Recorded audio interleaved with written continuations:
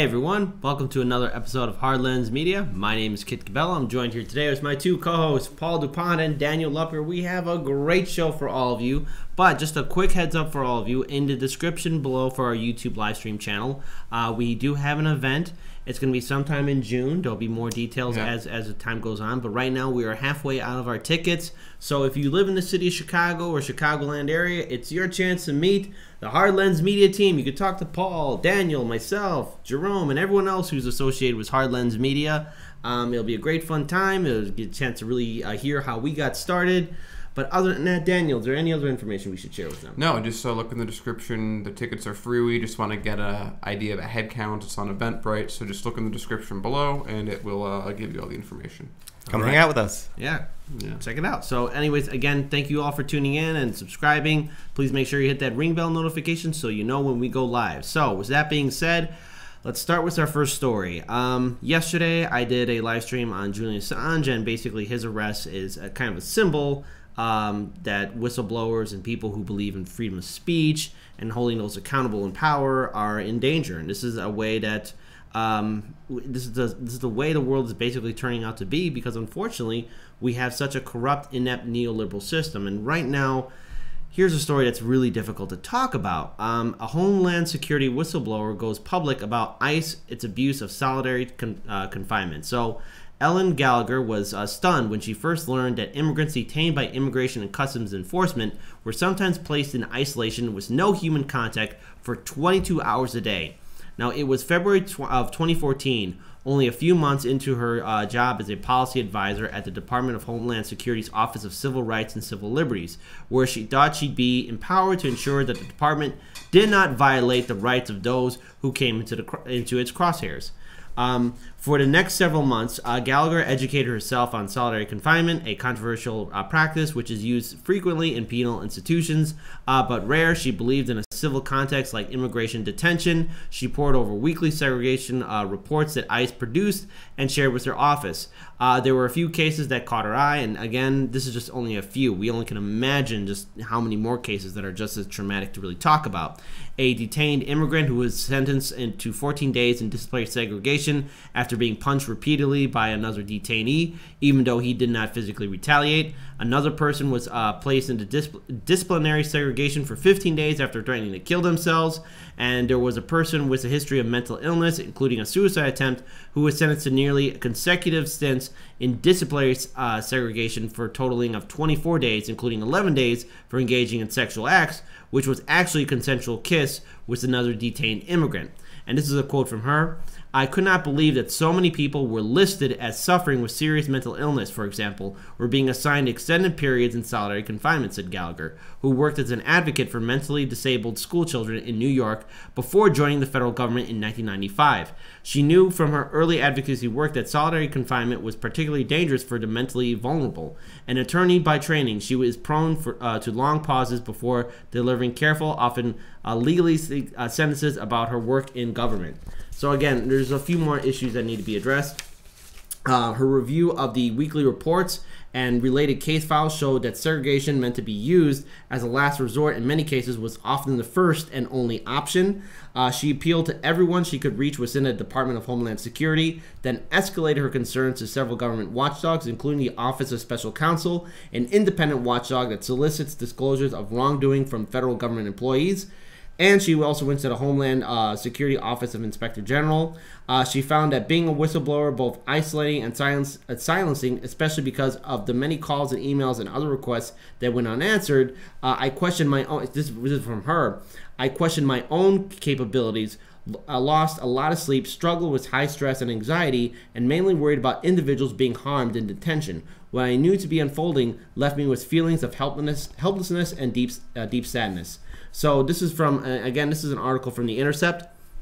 Our review of more than 8,400 solitary confinement incident reports spanning from 2012 to early 2017 showed that in nearly a third of the cases, detained immigrants were described as having mental illness. The records showed at least 373 instances of individuals being placed into isolation because they were potentially suicidal, and another 200 plus cases of people already in solitary confinement being moved to suicide watch or another form of observation, in many cases another solitary cell. So again, she constantly kept on going forward to many other groups and individuals who she was basically saying there's something wrong here. There's so many people that are currently in confinement for no reason whatsoever, and majority of people have some mental illness, or in fact, majority of people who are put into solitary confinement aren't even doing anything wrong. And I think as a final note from this article, and I just want to hand this over to Paul and Daniel because I'm pretty sure you guys got a lot to say about this story as well.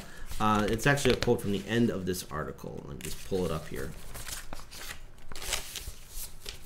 All right, so and this is from the OSC attorney. We have reviewed this matter and consider it. We are going to defer to the IG investigations in this case, who also reviewed Gallagher's request. The case will remain closed. I mean, way to brighten my day with that story. Hey, man, I'm laughing jokes and it's well a good time. It's very depressing. I think it just goes to show, like, on a fundamental level, ICE and its activities are unnecessary and borderline and unconstitutional and against basically American ideals. We shouldn't be denying people asylum and then putting them into these detention centers, and then have those same people who appear to be operating predominantly on sort of racist undertones have those be the same people that administer the detention of people who are legitimately seeking asylum. There's another thing too to take from this article, is the whistleblower Ellen Gallagher. Notice that she's doing the right thing. She is actually, going to the proper authorities, proper chain of command, and saying, "Hey, something is wrong. We have to do something about it." Just putting someone into solitary confinement isn't going to work, and if that's the first choice, usually it's the last resort. We just don't go to the last resort and then automatically turn 15th place into first place by using that as our one and only option. It's not safe. It's not sound. I have a background in this. I've worked with people who have, mental handicaps, who are, or suffer from mental illness, and that doesn't work for people like that. It causes additional trauma. But time and time again, they say, okay, we'll look into it, and nothing gets done. Nothing gets done. And then you could see it's eating at the back of her mind. The article goes into detail just what it does to her as a person, as a human being. And it's just, you only can imagine. It's really, like, I commend her courage for stepping forward. My only concern is, like, what happens to her later on? Is somebody going to, say, well, we're going to press charges against you? Because look what they're doing to Julian Assange. Look what they're doing to anyone who's a whistleblower, especially here in the United States. Daniel. Yeah, so there's two different components I see in this. I'm going to start with the whistleblower aspect first. That is, this is what we talk about when we talk about why whistleblowing is so important. Because we're literally getting to a point, I've said this before, where critiquing corruption within the government or exposing government corruption is becoming a crime. There's supposed to be this whole set of procedures that she's there to maintain the civil liberties of these people. That's the role that she's been given. She sees something that is wrong that ICE is doing. She then goes, okay, well, let me go up the chain of command to talk to these organizations. And I want to make a big point that I think we glossed over a little bit in the article. They didn't say that, starting in 2016. No. The article said starting in 2012, which goes back to what we've been saying about Trump. These are not procedures. ICE isn't some new organization that Trump just ramshackle threw together.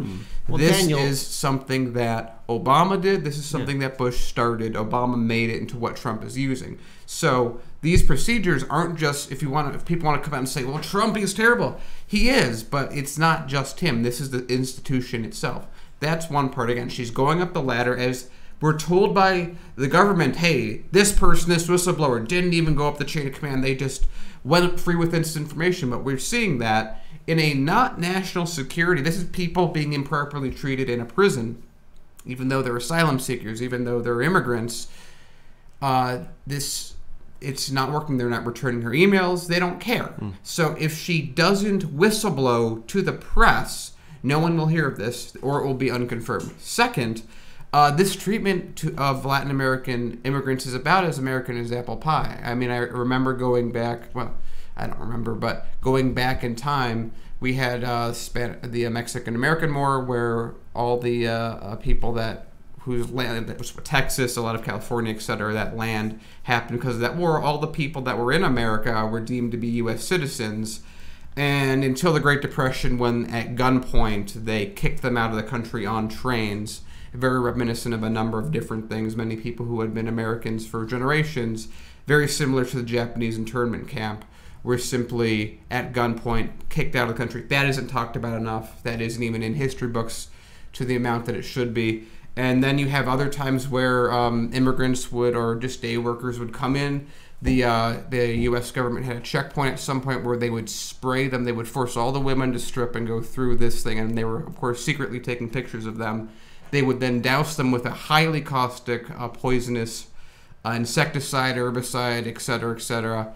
And they would have to do this every day if you wanted to come into the U.S. So as terrible as this is, and it is horrific, it's not new to the U.S. This is status quo for us. And really the only thing that's happening is we're just happen to be in one of those times where treating immigrants without any respect is just what we do. You know, there's another thing to take away from this is that this was created, like you said before, Daniel, under Bush, then was perfected under Obama, and now Trump has put an ugly face on this very disgusting policy, or this disgusting thing called ICE.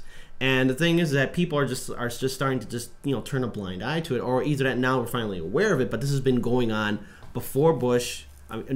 Before Trump, and now what happens to these people, especially now down the road? Because remember, there's still people who are detained. You have people who are still mentally disabled who are detained, and it's only going to make it worse, and nothing's being done about it. Paul, any final notes? I think one of the difficult things, so from a political perspective, you'll see people, you'll see Democrats in particular latch onto this and say there's a human rights abuse happening and it must stop. Mm-hmm. But they won't take it far enough. They'll take it as far as we need to do this better, but we shouldn't abolish ICE and we shouldn't abolish border protections, and maybe it'll be a fence instead of a wall. They're just all these half measures, and that's the thing. Democrats and liberals and left-leaning people in general don't have a very good, solid policy idea in place. Not just saying we don't like human rights abuses, saying this is the result, human rights abuses, if you do it your way. Our way is fill in the blank. And just throwing out a proposal there, I would say treat borders as what they are, fungible things. Treat humans as what they are, people who can move. Immigration will always happen forever. Like, you can't stop it. Walls don't work. You like to say the Chinese taught us that. Walls don't work. Yeah. So let's deal with a citizenship policy that takes into account that people are going to come into this country and want to be a part of it. And I seem to remember a statue that we have in New York that really echoes that sentiment. Right, give me you're tired. Yeah, exactly. So let's do things that way. I think that's a much better way of handling immigration than making a full separate, border police department. We already have Customs and Border Patrol, but now you've got ICE, which are operating in a militant way and directly tied to the president, and are directly tied to the executive branch. Yeah. And that's a problem. We shouldn't have it. Yeah. So just remember this note. Again, what the Statue of Liberty says: "Give me you're tired, you're poor, your hollow masses yearning to breathe free." And again, I want to this is whenever the U.S. has a bad economy, our leaders tend to devolve and attack the people with the least amount of power for the actions with the people with the most amount of power. So in an even bigger sense, these people are in solitary confinement because politicians can't be honest. Yep. We should at the very least align with international law, which we're not doing at the moment. Well, the only way we can do it is if we all step up and get involved. Now, speaking of which, we have to move on to a very important story. I did a short live stream on this yesterday. Paul DuPont, you're going to go in a little bit more detail about really the indictment against Julian Assange, which is under the Espionage Act, and really what this means for a free press. And mind you, again, whether you're a Democratic Socialist or a Republican, a Democrat, a liberal, conservative, libertarian, what's happening to Julian Assange, remember, we all we all watch, but we all consume different forms of media. So that means whoever you like to listen to on social media or in independent media or even on the establishment media like Fox News or CNN, every single journalist and reporter and commentator is in danger because of what's happening to Julian Assange. With him being indicted right now, with this kind of treatment that's happening towards him, we're all on the chopping block now. And And that just doesn't only include journalists. It also includes every single American that wants to be a whistleblower or call out the corruption within our government or those in power. Paul, take it away. Yeah, so let's get into some specifics here. So on Thursday, Julian Assange was hit with 17 additional indictments. So the first indictment was in April when he was ultimately arrested in the Ecuadorian embassy after asylum was redacted. That initial count was for cyber intrusion. It was a computer crime, a hacking crime, and it was talking about trying to get through a particular password to help Chelsea Manning de-identify herself on government networks, it's arguable that that's not even hacking. It also didn't work. That's a whole separate measure. At the time, I incorrectly reported that it was under the Espionage Act. The reality was that count includes a lot of language from the Espionage Act, but it's a computer hacking act. What's interesting to me is that these additional indictments come down before the extradition is finalized. He's still in prison in the UK, but all 17 of these additional counts are under the Espionage Act. 16 of the 17 of them are for disclosing information that was classified, and one of them is for communicating with Chelsea Manning to get those documents to him so he could publish them for the purposes of publishing them. So I'm sorry, you're saying that a publisher asked somebody for information that they could publish and then publish it. Color me surprised. Sounds like a journalist is doing journalism. And the issue at stake here, and the way that the Intercept article here opens, I think is incredibly important. It says, a true democracy does not allow its government to decide who is a journalist. First sentence. That's correct. We should not allow the government to declare someone not a journalist. That should be a freedom given to everyone. That's how this works.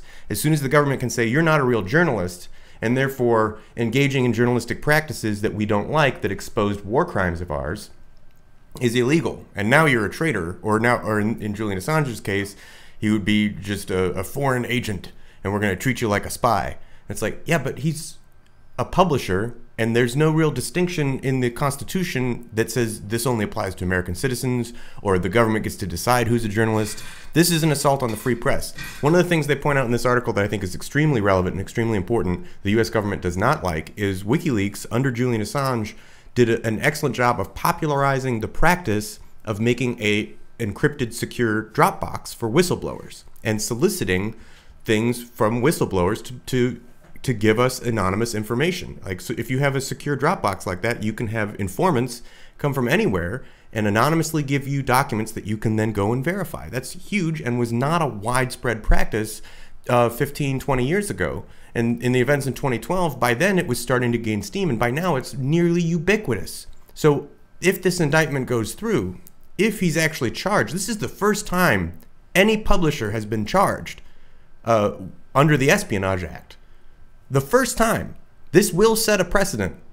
Either way, if he ends up getting charged with this and goes to prison for it, if he ends up getting, what's the word I'm looking for? Indicted, not indicted, convicted, then any website that does this is vulnerable to this law. If you're asking someone to give you secret information and using a secure Dropbox to do so and then publish it, you are at risk of being considered treasonous and going to prison under the Espionage Act.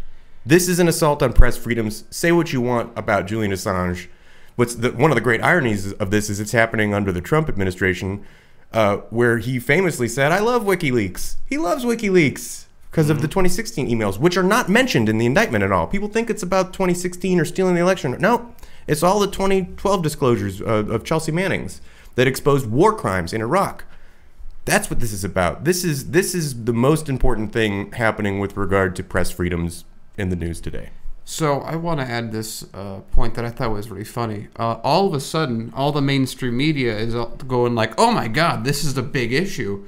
But we covered before how they were callous and were like, oh, what are you talking about? Stop being conspiratorial. This is just a Computer Crimes Act. We would never do a Computer Crimes Act.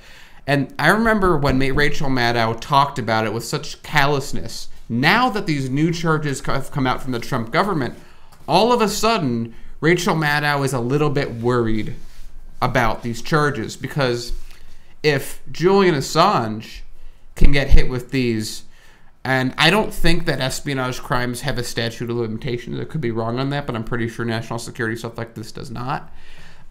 If he can get Julian Assange, Trump can go back and any single person, any person on the news with MSN or what have you that received or had their own Dropbox, like Paul pointed out, that got information that made Trump look bad, all of a sudden there's case precedent to charge them, and so their feathers are a little bit ruffled right now. So it was a shame that corporate media, as usual, was too dumb and too ignorant to do their own job. But now that things have moved along to the point that they have, all of a sudden it's this big deal that they care about. And additionally, interestingly enough, this is timed interestingly because Theresa May, we're going to cover a little bit, is resigning very soon. Yeah. So it seems obvious that Corden would be the one to replace her. We'll see based on the election. But that would mean that if this is going to happen, it's probably going to happen if he's going to get extradited. Again, Corbyn would never extradite him to the U.S. I think we can all agree with that. So if this extradition to the U.S. is going to happen, even though it goes against their extradition rules in the U.K. that they can't send someone to a place that has the death penalty, it would happen within the next 2 weeks. So, and again, I mentioned this on my live stream too yesterday, where that's a very important variable where when Theresa May resigns, the next UK Prime Minister, in order to have good relationships with the United States, they might want to send Julian Assange to America, all while ignoring some of their own laws. But another variable to take into account is that Sweden also wants Julian Assange to be extradited to their country. And should he, and again, the reason why they want him there is to face the sexual assault charges that were dropped a long time ago, but now they reopened that case. They want him back in their country as well. That's a curious piece to this puzzle, too. Yeah, but the thing is, should he go there? And again, it's Sweden. Right, Sweden. That they wants to go to, or that he's going to be possibly extradited to. Should he go there, there's no way that they're, according to their own laws, that they would extradite him to the United States. So it's a matter of who gets him first, and it's again, this is a person's life at stake here, and also it's the importance of the freedom of the press that's at stake here as well, because corporate media, as you mentioned, Daniel, just turned a blind eye. They were just being callous. They were being vindictive because they felt like he had something to do with the 2016 general election, even though he didn't. And now everyone's at risk, and every single American, I don't care what your political beliefs are, I don't care whether you are conservative or liberal or progressive, it doesn't matter. We're all at risk here. We're all on the chopping block, and yet no one's upset. Look, if we care about freedom of speech, if we care about a free and open press, every single American should be demanding that Julian Assange be pardoned and that he should be released immediately and live his life as a free man. If he comes here and he gets charged and eventually faces jail time, anybody is next. And that's a frightening aspect to live for us to all really think about. These are the times we live in, and yet the vast majority of us are just remaining silent on this issue. And independent media is the only one that's really acknowledging the fact that we are at risk. We need to have a strong media to really call out the corruption here in this country and call out the corruption of our government. But if calling out the government is going to be a crime, then the people in this country are going to remain voiceless and powerless. Daniel. Yeah. So again, this is the thing that the way that this cascades out is it goes to a place where, again, most terrifying possible, because then you basically are right in fascism, right in authoritarianism, right in oligarchy, is if it is illegal for the press to expose corruption in the government, then it's illegal to call out corruption. And if it's illegal to call out corruption, it's illegal to call out the government acting negatively. And if it's illegal to point out the government acting negatively, the government has no responsibility to any of its citizens, because it can do whatever it wants, and if you say anything against it, you will be jailed. And then there you go. No more idea of a democracy, no more idea of a republic. That just means we lose all freedom of speech. And I want to point out, just a very quick to all the gun owners out there that are protecting our rights, waiting for you. Nothing. Probably not. They're going to remain silent on this. But again, the silence from a lot of Americans, too, is also concerning. We got to step up and get involved. We all have to understand that what's happening here and what's at risk is our ability to really hold those in power accountable. If we lose the ability of having a free press, if we lose the ability of freedom of speech, what are we fighting for? What are we telling the world that this is the great bastion of liberty and freedom? We are bowing our heads to power, basically. And independent media, all your favorite independent media outlets, even whether you watch establishment media as well, we're all at risk. And this is a time where it's up to individuals to really call up their elected officials at the state and federal level and find out where they stand on this. And this is also where all of you need to get involved as well and make your voices heard. Because if we remain silent, like I said, if we remain silent, we lose our power. And Julian Assange is all of us, and we are Julian Assange right now. This is the times where people need to step up and do the right thing. Do not be that person who says they wish they could have helped.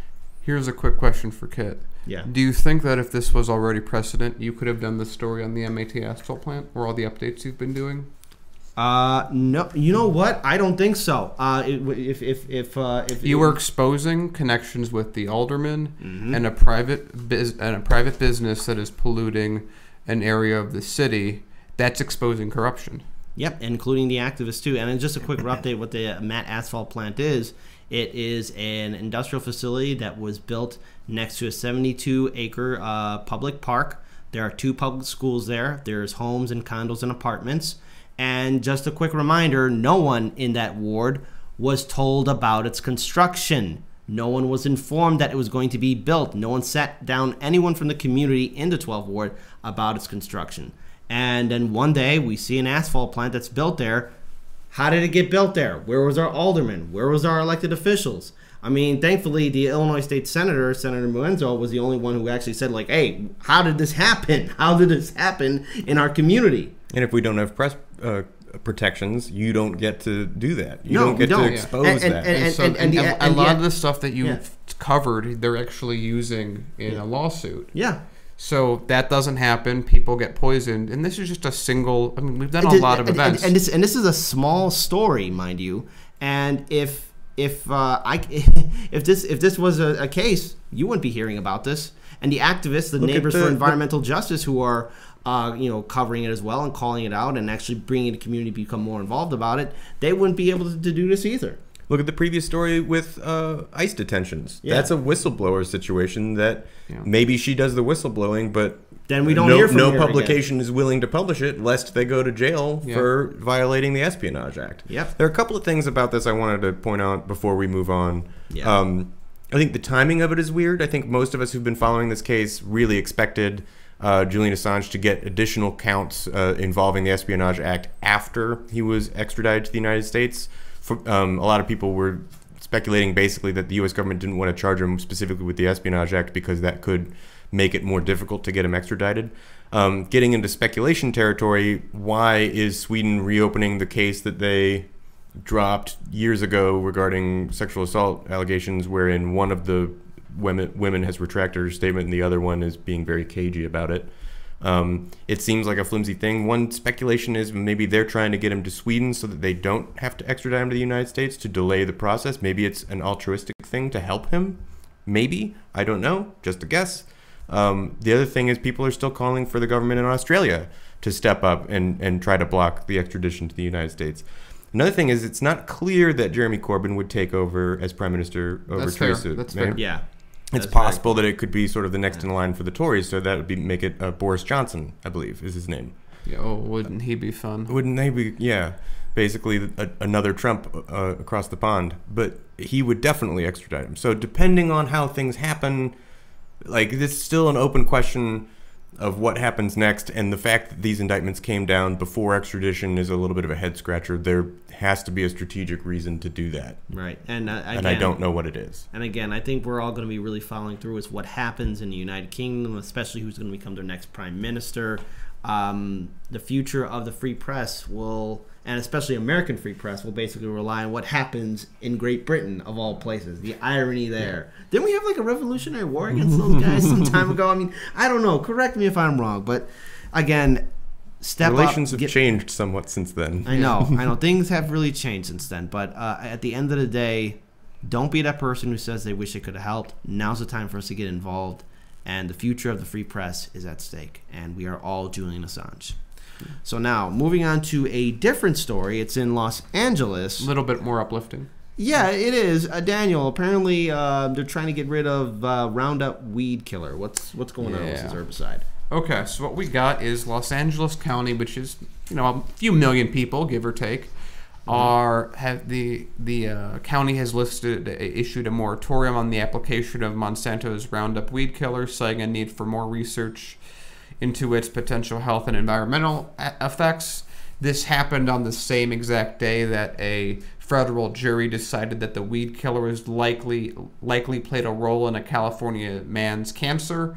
So there's been a whole back and forth for decades, very much like with tobacco, where Monsanto, which is now Bayer, says, oh no, it's super safe and it only affects these weeds, don't worry about it, don't look at the man behind the curtain. And many people have been saying, hey, this is an issue, but because Monsanto is much wealthier, they've been holding back these court cases, but progressively it's been harder and harder for them to do. So the county supervisor said, I am asking county departments to stop the use of this herbicide until public health and environmental professionals can determine if it's safe for further use in LA County and explore alternative methods for vegetation management.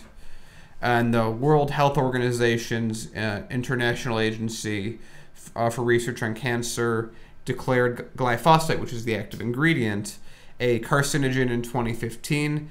Also, glyphosate is a lot of the Monsanto patents, because those plants that Monsanto puts out, the genetic alteration of the plant is that it will not die from glyphosate. Well, everything around it will. So, however, the EPA, of course, our wonderful, strong, powerful EPA, said that it probably doesn't cause cancer in a draft 2 years after the World Health Organization said it probably does.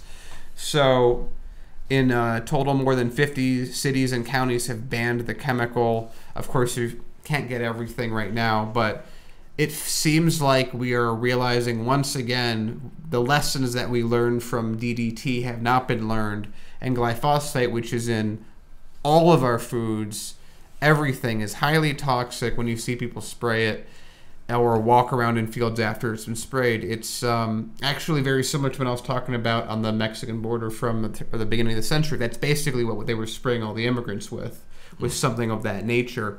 So, of course, Bayer is like, oh, there's nothing to worry about. EPA, which, of course, are tied to Bayer, so there's nothing to worry about. But it seems like more and more bigger and bigger places are saying, hey, something's wrong here. It seems more and more likely that cancer and other terrible effects are byproducts of using this herbicide. What do you guys think? I'm just going to leave my comments very short, but I don't use... what I like to do in my free time is I like to grow tomatoes and strawberries. I like to grow a lot of food. Kip does some farming. Yeah, I do. It's a little second nature that I learned along the way. It's something that I use to relax. But the one thing I do, especially when I'm weeding out the area to where I could grow like plants and vegetables and fruits, is I don't use any of these sprays at all. It contaminates the soil. It destroys the ecosystem around it, the ecology around it. I just use a simple pull them out, haul them out, get rid of them. Do a little manual weeding. Yeah, manual weeding. It's the best thing to do. And the unfortunate situation is that such a long time, thanks to our system, what we have of consumerism and capitalism, Americans have been trained to basically buy these easy-to-go, easy-to-use weed killers, and we're systematically polluting our ecosystem, and it's damaging our local ecologies. And this is something that millions of Americans are using, but this company knew about the dangerous chemicals that are within this weed killer, and now we're finally recognizing the consequences of using something like this. Well, it's even more so than just that, because obviously this story and all the health impacts that are finally getting to the point that they're being recognized are being recognized. But the other big thing is when Monsanto, before it was bought by Bayer, this was how Monsanto completely took over the soybean industry and all these other industries. Because they would walk in, it used to be the way that farmers used to do crop management was you would, plant your field, you'd grow your crops, and then you would have someone that would come by and capture all the seeds. You'd take the seeds, you put them in storage, then you would use those seeds for the next growing cycle. What Monsanto did, and of course, they had to deal with weeds. And that's an issue, and that's a lot of time consuming, and farmers, like everyone, you don't want to pick weeds for months and months and months. So Monsanto comes along many years ago and says, hey, we got this thing called Roundup, and we have this seed that can't be hit with Roundup, so you just got a plan to go by, spray everything, or you just go in and spray everything, fumigate the entire field. Everything else dies. And then Monsanto says, well, now this is, of course, we made this plant. Of course, corn was completely made by Monsanto, not just this one alteration. Clarence Thomas, of course, being one of the swing votes that decided this, they now own it. So now farmers that use their crop can't save their own seeds, which means they have to keep buying from Monsanto every single year. If they're a farmer and they're next to another farm and the wind blows pollen into that other farmer's crops, whether or not they use Monsanto's Roundup Ready soybean, doesn't matter. That farmer is now infringing on Monsanto's patents. So now they either have to pay a fine and start adapting. And so you can see how this goes out. So it's not just that this is a terrible herbicide that has the issues that are in this story. It's part of a network of system of controlling what's going on. Yeah, to me, it's one of those things where so Monsanto Bayer corners the market in this way. Yeah. And we've been talking about it for years, decades, about the need to get this out of our ecosystems, the toxic nature of this. It just speaks to the power of money in politics. And it speaks to the nature of the fact that this connects with everything. Every time any issue you drill in on and say, this is unjust. We shouldn't be spraying things on our plants that could be getting into the food supply, that are destroying ecosystems, that are hurting the planet, and they're hurting humans. We shouldn't be doing that. And then you go, well, the reason we're doing that, and the reason this is so widespread, is because Monsanto has this amount of leverage over our government to get things put in place to allow them to more easily make profit, because profit motive is the whole motive for everything. When you go down that rabbit hole further, you start saying this, it's the entire system. It's how every little piece connects to every other little piece. Any issue you drill down on, I think, results in, well, fundamentally, we need to change some things about how we govern ourselves.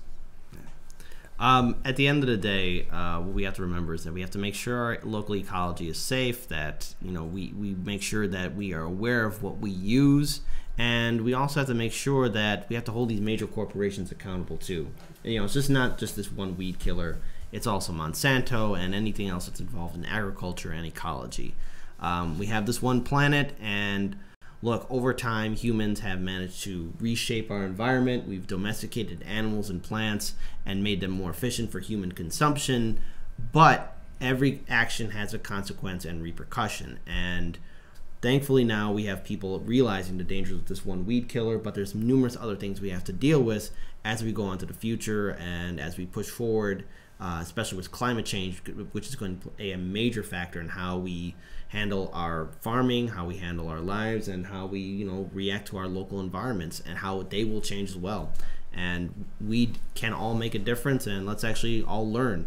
And just a quick reminder about how I do my farming too, because I think there's some questions going on there. I'm doing it. Questions in the chat. I'm doing it piecemeal at a time. I mean, right now most of my attention is towards my work and the show. So I mean, right now I'm just focusing on the tomatoes and the small strawberries. I want to do more. You should do a Patreon only video where you're just like, here's my farm, guys. No. It's nothing like how it was in heyday when I had a lot more free time. But I'm trying to get back to it, because nothing's better than just picking out your own strawberries and tomatoes. And trust me, there's a big difference between something you grow and then something you buy at the grocery. Yeah, it's like night and day, man. I grow chili peppers. Oh, well, how come I'm finding out about this now? I don't know. I'm not very public about my chili pepper farming. I just cook all the things they grow, except I really haven't. No, you haven't had any of my tomatoes. No. Yeah, well, I got like 5 different tomato plants. All right, we're gonna get off topic. We're gonna get off topic now. Let's actually go on to something more serious now, and this has to return to the island of Puerto Rico. Look, just a quick reminder, Puerto Rico is still suffering from those devastating hurricanes that hit it like in 2017 and 2018. And as we all know, because Puerto Rico is an American territory, the only way they can get goods transported to the island is if they're from American ships, which are manned by American crews. And again, people have to pay twice as much to get a certain amount of resources. And now, to help pay off bondholders, solar panel owners will be hit hard in Puerto Rico. So this has to deal with a lot of the austerity programs that are in Puerto Rico. And a lot of people have been, usually corporate media portrays environmentalists as people who are the true Austerians or something like that. They're being portrayed. Austerians. Yeah, true. That's what the article says right here. I've never heard that word. Austerians. Yeah, That's nice. yeah, but perfect. But it's so ridiculous because really it's the capitalists, or you should add the venture capitalists, the vulture capitalists that are there in Puerto Rico that are the true people who believe in austerity. So in Puerto Rico right now, they're trying to make more painful cuts to the public spheres. And the people who are getting in the way of those vulture capitalists are the environmental activists and people who are introducing solar panels to the communities in Puerto Rico. Because again, as stated, fossil fuel and oil and gas energy is very difficult to get a hold of in Puerto Rico. So one of the best solutions that people are right now looking towards using is solar panels because it's more efficient and they can maintain their own energy grid. So should a super hurricane hit their island again, they're not suffering with power outages. They're still able to at least have some of the creature comforts that we take for granted here in the mainland.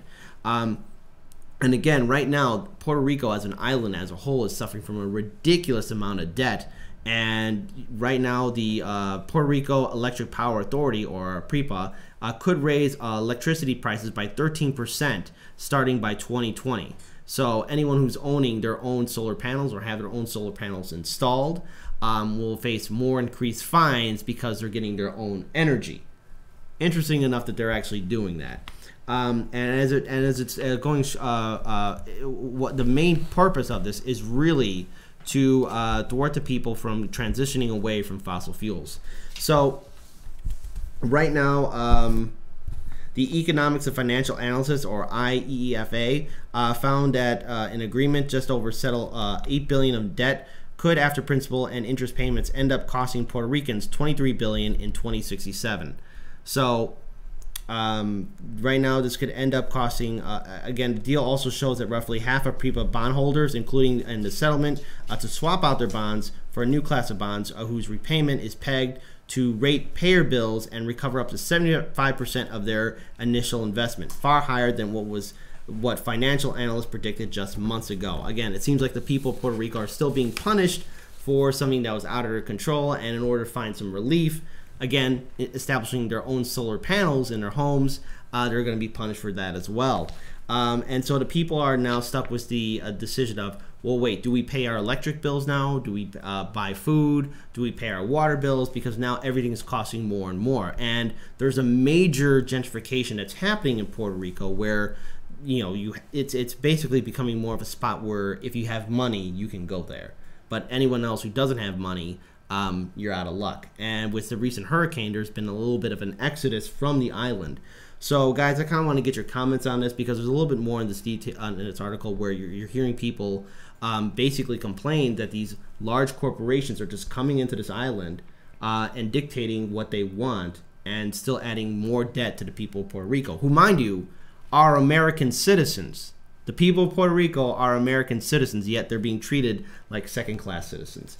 Paul, Daniel. This is an example of what Naomi Klein calls disaster capitalism. Mm-hmm. So it's this type of vulture capitalism where you go in and you basically create a debtor state out of the entire island of Puerto Rico. In this case, you say, "Look, we're going to loan you this money to get back out of this horrendous situation that you're in after a hurricane. We're going to give you relief, but you have to pay back with this insane interest, and you have to spend it only on the things we want you to spend it on, that we're going to artificially inflate the prices on because we want to make money that way, and you're still going to be under this mountain of debt forever because there's no way when you use the services that we're going to give you that you're going to be able to do anything to generate income to pay back that debt."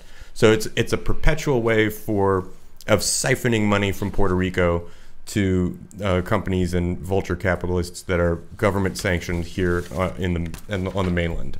There's something real quick, though. Mind you, there are some champions that are defending the people of Puerto Rico, people within the United States government, for example. Right now, Representative Alexandria Ocasio-Cortez, she has gone on the record to where she has stated the president of the United States has asked his own debt to be forgiven multiple times. Why can't we do that for Puerto Rico? In our case, it's more serious because we're talking about 3 million people, not one person who's already rich. And also, you have people like Senator Bernie Sanders and Senator Elizabeth Warren proposing a Marshall Plan for the people of Puerto Rico. And already it's also getting support from Senators Kamala Harris and Kristen Gillibrand. So, I mean, that's... Right, so you've got outspoken people who are saying you shouldn't have this debt, it's ridiculous, but the people who hold that debt have a lot more support and are intertwined with other people in government and really stand to gain a lot of money off of that debt. And you know what would be bad is if they stop buying oil from us also, and you can't make solar panels, don't make solar panels. Yeah, but it's not efficient, though. You're going to hit our bottom line. We're supposed to make money off of your suffering. Don't try to make your lives better. So before That's what they're saying. Yeah, so before I hand it off to Daniel, look, I just wanted you guys to remember just one thing, because Daniel went into detail about this way back when we were on radio. That island, Puerto Rico, it's going to be suffering from more disasters similar to that hurricane thanks to climate change. There's a lot of energy in the Atlantic Ocean, and when it combines with the warm water and cold water, it's going to, and the air currents as well, we're going to get more super hurricanes. And what's the point of building fossil fuel infrastructure there when it's just going to be blown away by these devastating hurricanes? What's the point of having these things there when in fact it's more efficient and more safe to have renewable green energy there, solar panels already there, up and running, so that people don't have to worry about their electricity being off for 2 months, 3 months, 10 months. Remember in 2010 when the IMF and the World Bank did this to India? How dare you make solar panels? How dare you not buy oil in the U.S. dollar? Yeah, Daniel, take it away. Well, I guess what I'll say is a gold mine can run off dying slaves and still generate great profit. This is nothing more than a few people willingly sacrificing the lives, the longevity, the lifestyles, the happiness of millions of people in the way that we, hundreds of years ago and today, treated colonies. It's nothing more than money-making ventures that you go to and extract everything you can out of them, and then when they are destitute and poor, you come in and buy up all the land for cheap. And that's exactly what's happening in Puerto Rico. Puerto Rico is a colony. It's not a state. It should be a state, but it's not, of the United States. And so it is laden with a ton of debt because they don't have control of their own government. The people that Puerto Rico sends to Washington have no real influence in a vote. They don't have any real political power, which would change things if they did. They're straddled with debt. They can't control how their own government works. Mainland U.S. just tells them, hey, your government needs to go away. We're sending in these people. Very similar to what happened in Flint, Michigan, when the elected government was just like, no, you can't have one. We're sending in a dictator to run everything for you. So Puerto Rico, of course, doesn't have any say in what happens to it. In fact, Puerto Ricans have more of a say on what happens on their island if they leave and move to the U.S. mainland. So that's a big part of it. But just like Paul said, this is nothing more than people profiteering off the suffering of others because they can, and there's no one that's going to stop them, and they're more powerful than the people that aren't. Mm-hmm. Yeah, I think at the end of the day, the people of Puerto Rico have been through enough, and there needs to be a form of debt forgiveness. There should be a Marshall Plan. But again, this is the problem with money in politics. This is the problem when we have a neoliberal system. And, we're already in summer. Hurricane seasons, we're already in it, or it's already going to be happening very soon, and there's going to be another superstorm. It might or might not hit the island again, but how many times does an island have to be hit before people realize that the infrastructure plan of relying on fossil fuels does not work? But I guess according to the neoliberals and the vulture capitalists that are in Puerto Rico that are gentrifying that island, they don't seem to care. All they care about is profit, profit, profit. But there are people, there are human lives at risk here. And these are generally people that live in New York City on Wall Street, not on the island itself. Yes. And more importantly, again, just a very short reminder to all our viewers, the people of Puerto Rico are, again, American citizens. They are citizens of the United States, yet they are being denied any rights that are on the mainland. Let's make Puerto Rico a state. Yeah, I think that makes sense. Let's do it. I want to remind everyone that if you're a U.S. citizen, you can be deployed abroad in the military. You can be living out college days in Germany. You can be anywhere, and you can, of course, vote in American elections, except if you're in Puerto Rico, Guam, any place that you're a U.S. citizen, but you're not a state, any territories of the U.S., you just can't vote. Only place in the world. Yeah. You can be on vacation in Puerto Rico and you won't be able to vote. Yep. And that's just, again, a very devastating fact. And it's difficult to talk about, but it needs to be made aware. And I'm just dreading to read a report where a hurricane hits that island again. And how long will those people be without power? I remember that when we did an interview with... well, that's why they got their solar panels ready. But that's, of course, terrible because now no one can make as much money when you're getting it directly from the sun rather than having to pay an entire organization to dig 300 million-year-old sunlight out of the ground, convert it into something that's toxic, and then ship it to you. I mean, that seems more efficient. Also, they're not allowed to trade directly with their neighbors in the Caribbean. They have to trade with mainland United States. It's part of the rules. Yep. And again, the only way resources are delivered to the island is through American ships, which are manned by American crews. Or if it's on their own soil. But that's hard to do your own infrastructure when your infrastructure gets destroyed, privatized, or sold. Yep. And so this is something we got to keep an eye on. But this is why we all have to get ready for 2020. It's going to be a very important presidential election cycle. So now, moving on to another devastating story. This has to do with the state of Colorado. Oh, this is a good story. Oh, it is? Yeah. Oh, okay. I'm sorry. I must have missed. I thought I'd bring everyone up a little bit. I know. Okay.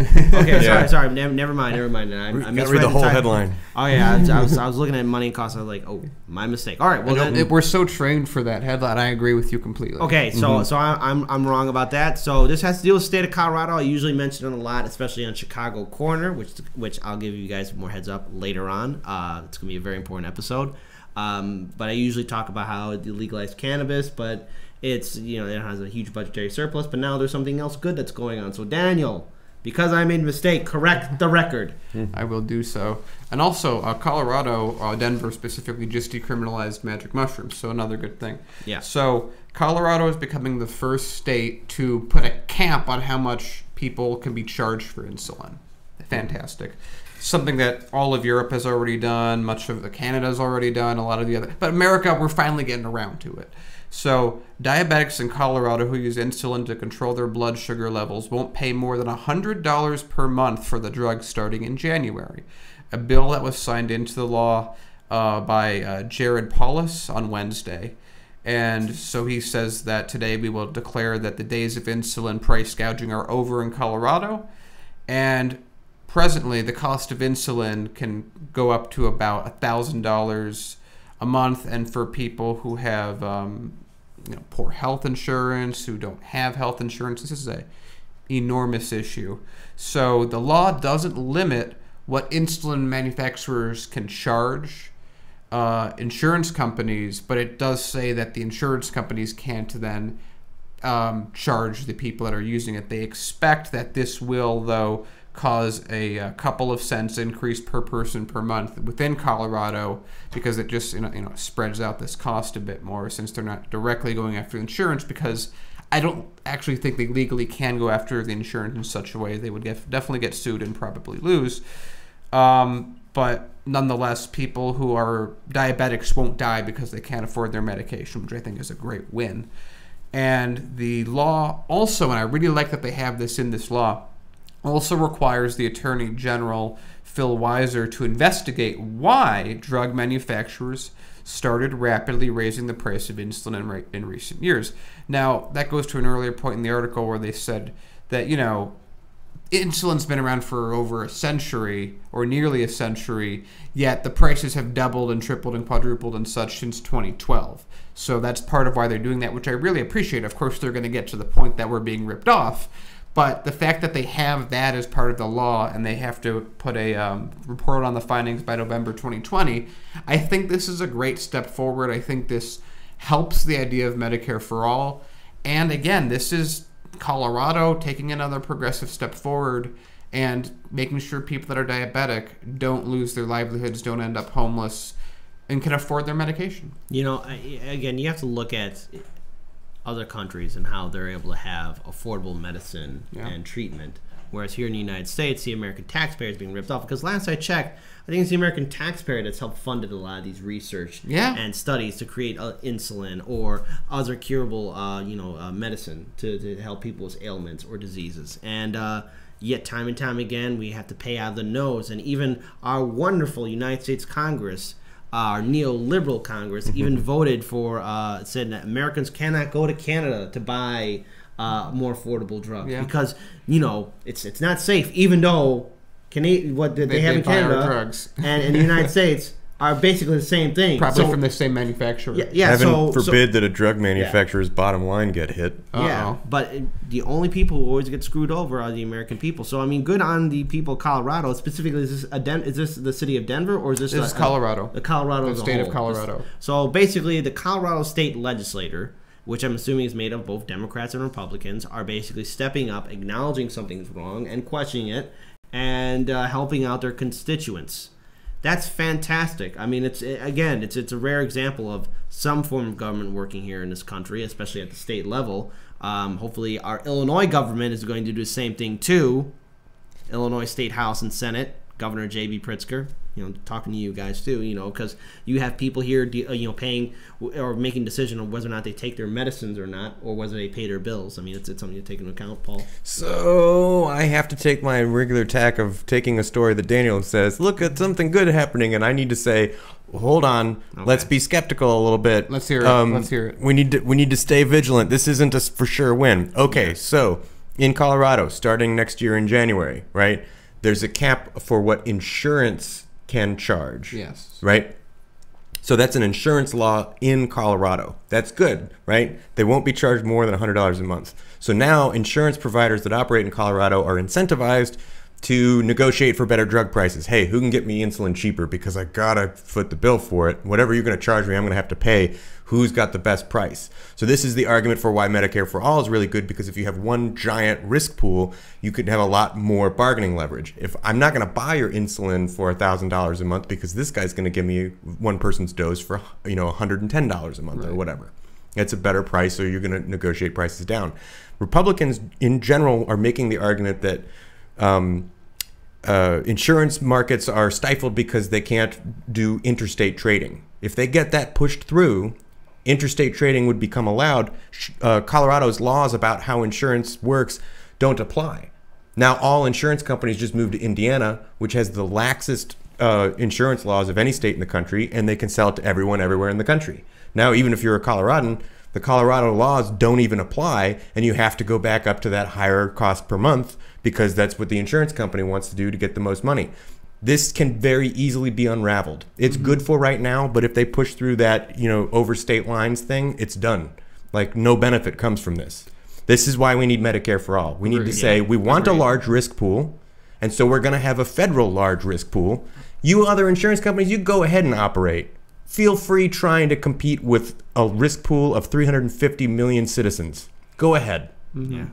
So I want to I agree with all of that. I think that, to me, this is a blip of something's happening in the direction that it usually doesn't. And we've seen Colorado, first to legalize cannabis, first to decriminalize magic mushrooms, and now even agreed. It's like this is something that could be unraveled. It's not a strong bastion of we can take this and replicate this all over the state. I know that we're not going to get in that path, but this is still the government making drugs more affordable in a democratic system in a swing state.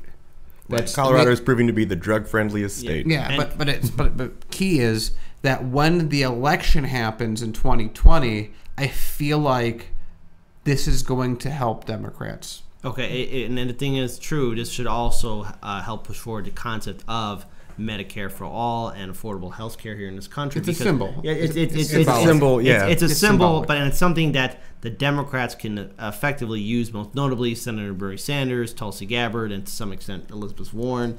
They've been fighting for single-payer health care. They've been calling out for it, and this kind of takes away the thunder away from people who are still quiet about single-payer health care, like sleepy, creepy Uncle Joe, cousin Joe, a.k.a. Beto O'Rourke, and nephew Joe, Pete Buttigieg. Yeah, and there's one other very small point I want to put out there, which is that We know that if people don't always talk about the cost of not doing something. People don't talk about the cost of the modern system of how much does it cost when people who have diabetes don't have easy access to medication. What happens to sick days? What happens to productivity? All those GDP statistics. Emergency room visits. Emergency room. So if you factor in all of these, I wonder if Colorado will have a decrease in overall healthcare costs. But to my point that I make every time when we talk about medical insurance and the case for Medicare for all is it's not about saving money for them. It's about making it cost as much as possible because of that financial feedback. I completely agree, but I'm saying that this might show Colorado. Colorado might in 5 years produce a study that said, look at that, it's way cheaper because we did that. I'm not trying to diminish this win. This is a win. Again, it's I'm just saying we cannot rest on our laurals. No. The problem is not solved yet. This is not a win. This is like moving one brick into the construction of a castle. I would call this a stepping stone. Good analogy. It's a stepping stone for us to get to Medicare for all, because somehow the rest of the international community, our neighbors up north, Canada, and everyone else have managed to figure out how to have single-payer health care, affordable health care, in which their citizens can buy affordable medicine and drugs. But somehow we haven't figured it out. So again, it's just another issue that we have to get involved in. So good on the people of Colorado, good on the Colorado legislator as well. Illinois legislator, why don't you take some notes from Colorado? It wouldn't hurt. It wouldn't hurt. That's all I'm saying. But we should move on to the next story. So next story, we talked about this early on. This was about basically Theresa May. So, as we all know, Theresa May was going to be the former Prime Minister of the United Kingdom. She was the one that was basically took over in regards to getting Britain out of the European Union, famously called Brexit.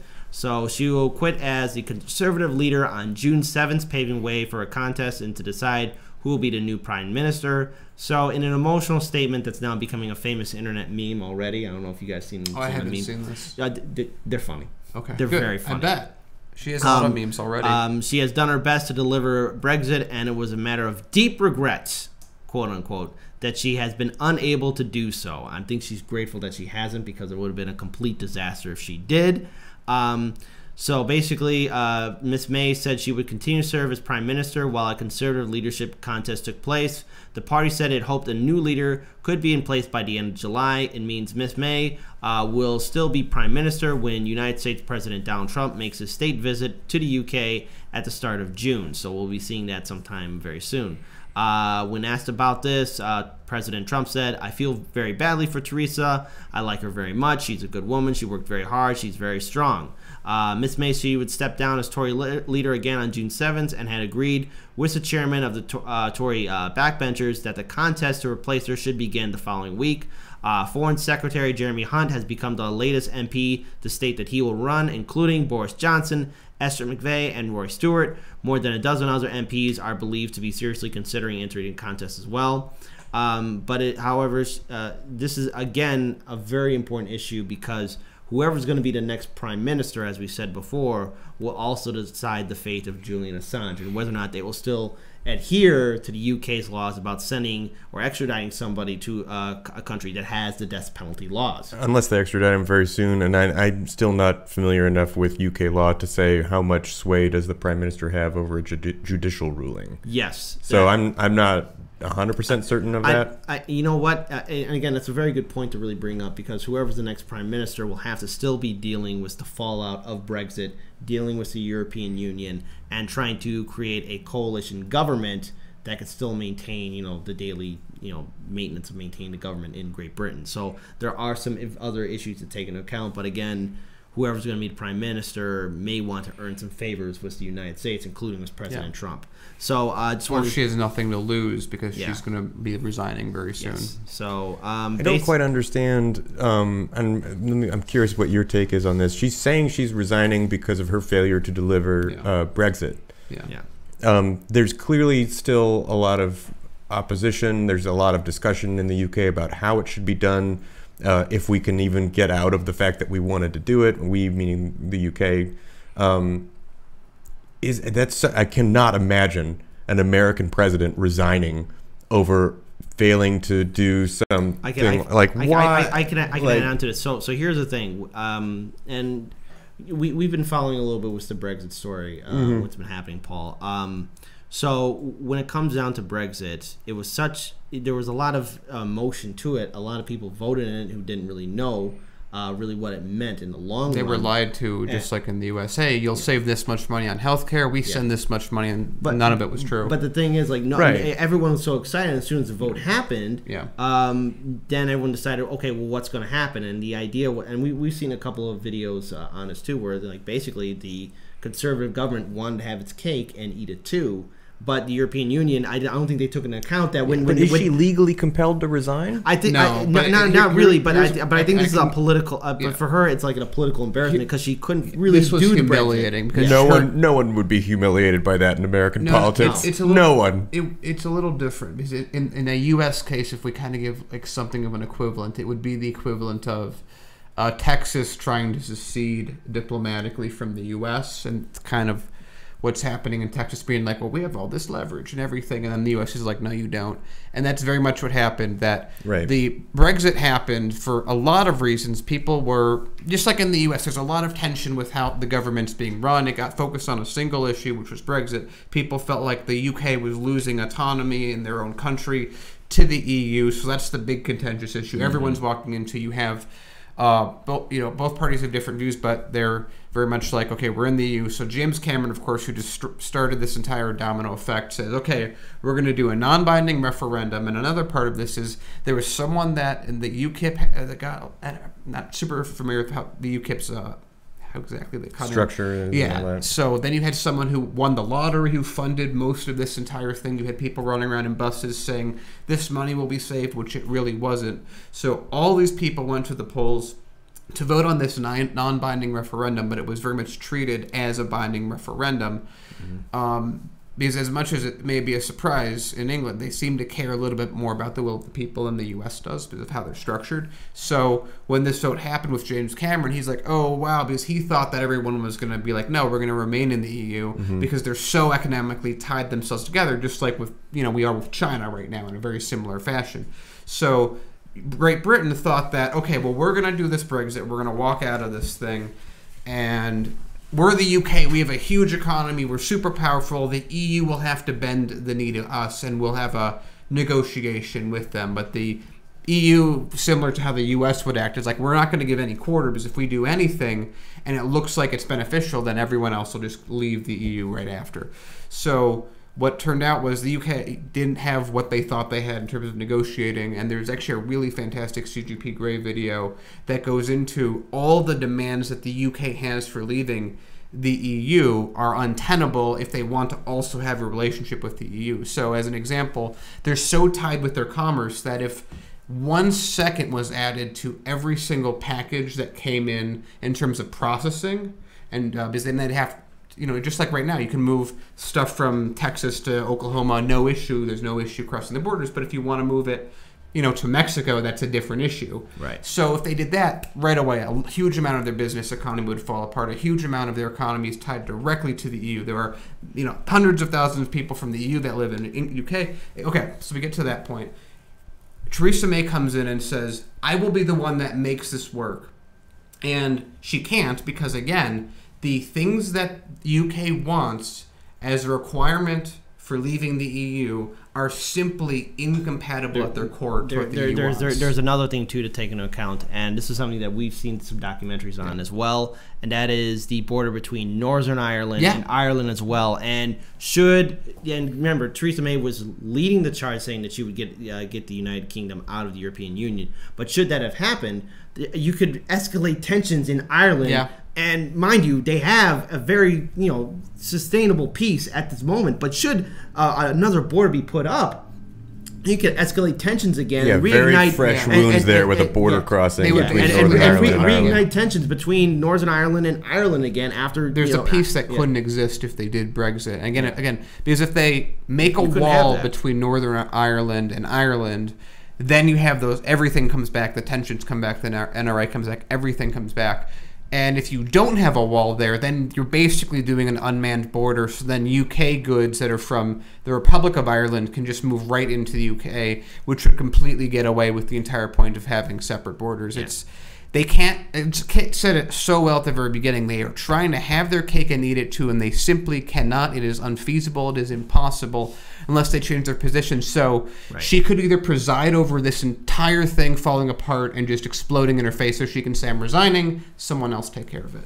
Right. So this whole thing culminates in a new election in the UK, presumably, right? Depending on how it plays out, and we don't know when or whatever.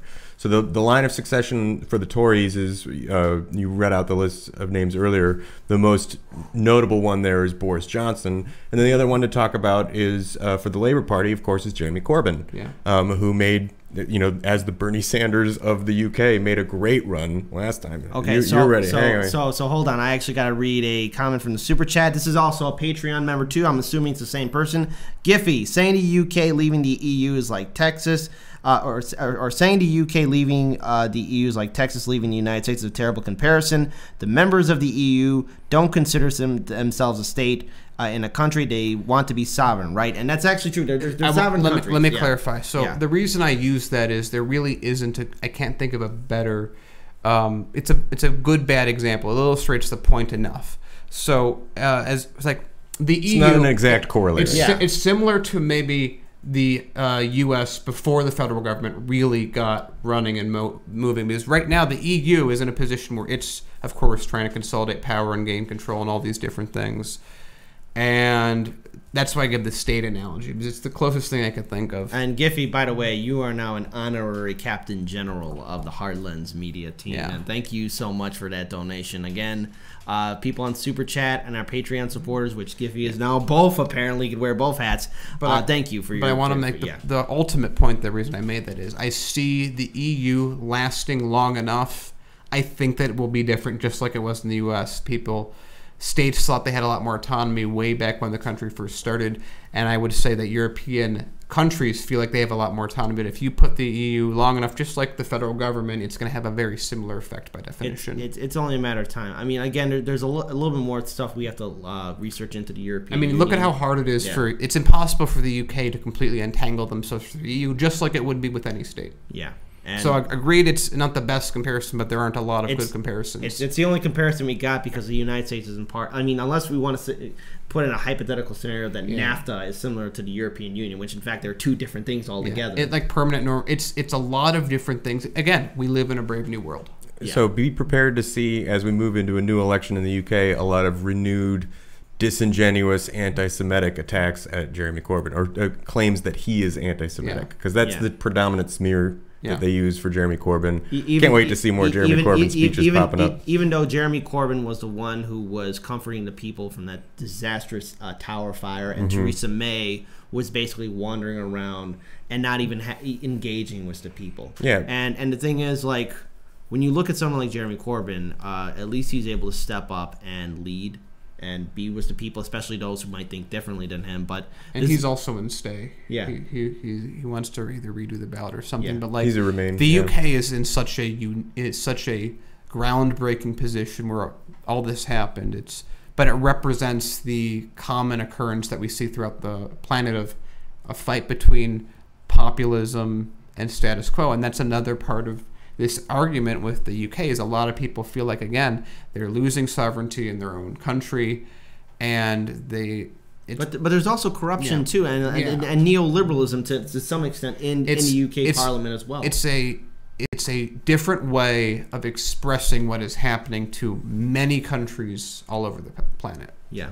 And at the end of the day, I mean, right now, Theresa May resigning may be the best thing for the United Kingdom, because I think even she realized that she cannot deliver this promise of getting the United Kingdom out of the European Union. It is a monumental task, and the whole process of doing it would require a delicate surgical hand, not just a hammer. And that's what the whole Brexit thing was. It was just a hammer to the system, and no one really figured out. Or better yet, a better analogy is, Brexit is like the dog that finally caught the car. Yeah, they didn't know what to do with it after you finally. I'm taking that from the Joker, though. The dog that caught the car is this populism is resuming itself like it has in the past, and places can either move to the left or they can move to the right.